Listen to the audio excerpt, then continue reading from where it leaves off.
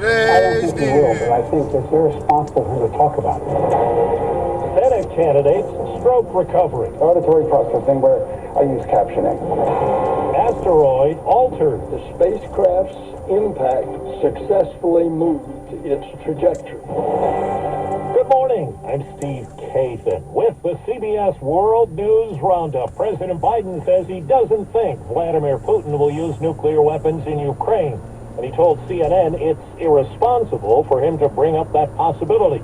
Mr. Biden had suggested the world was closer to Armageddon now than it had been in 60 years. The idea that a world leader says he may use a tactical nuclear weapon in Ukraine, the whole point I was making was it could lead to just a horrible outcome. CBS's Charlie D'Agata has our report this morning from Ukraine. Following days of Russian aerial bombardments on a scale unseen since the start of the war here, spreading not just destruction but terror across the country. Ukrainian President Volodymyr Zelensky implored the leaders of the G7 for help against aerial attacks.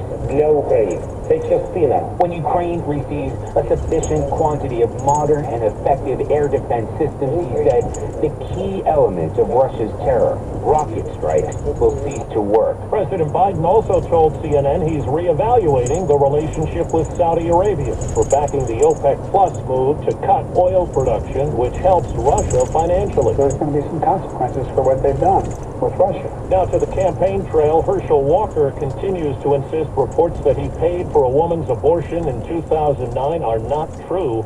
CBS's Nicole Killian says the Georgia Senate candidate is getting support from fellow Republicans amid new revelations. In a new report from the Washington Post, a woman claiming to be the mother of his child says she had to press Walker to pay for the abortion he wanted. She claims she told him, "I can't afford to pay for this," and said Walker sent her a $700 check by FedEx after the procedure. You can see what they're doing. The former football star tried to move on from the controversy as he teamed up with Republican Senators Rick Scott and Tom Cotton. Let's go elect Herschel Walker to the United States Senate.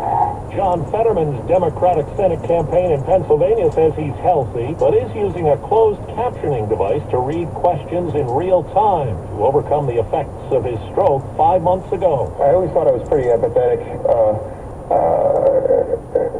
Empathetic. I think I was very, empathetic. That's an example of stroke, empathetic. He told NBC News he will go ahead with a debate against Republican opponent Dr. Mehmet Oz.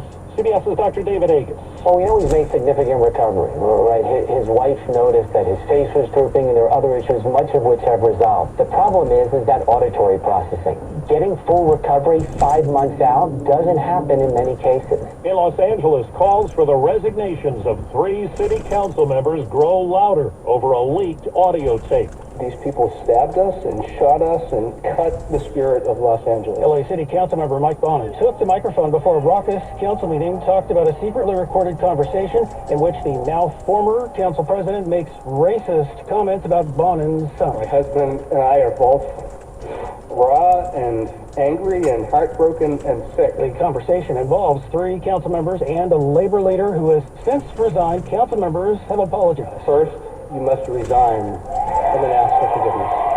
Craig Fickner for CBS News, Los Angeles. The government says prices at the wholesale level were up in September. The index is 8.5% higher than 1 year ago.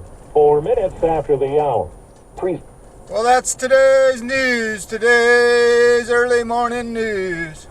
I didn't hear any good news, did you? I didn't think so. I guess it's all about perspective. The glass is half full. Well, as always, I want to thank you again for coming along with me on these Dash Cam News adventures. You know the drill. Peace, love, and all that hippie jazz. Bye-bye, everybody.